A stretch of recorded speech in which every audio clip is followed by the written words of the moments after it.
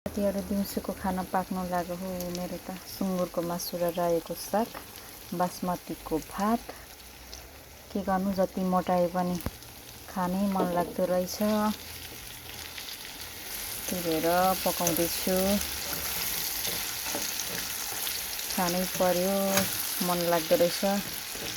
नखानु भन्यो खानै मन लाग्छ जति मोटाए पनि के गर्नु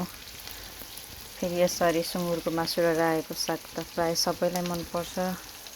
रायोको साग आफूले रोपेको तितो भए पनि मिठै माने मिठै हुन्छ आफूले रोपेको त्यसैले बनाउँदै छु अब यो मासुमा यो रायोको साग लगाइदिन लागेको छु धोएर केलाई बेडाई गरेर रायोको साग र सुँगुरको मासु तयार हुन लाग्यो हो मेरो त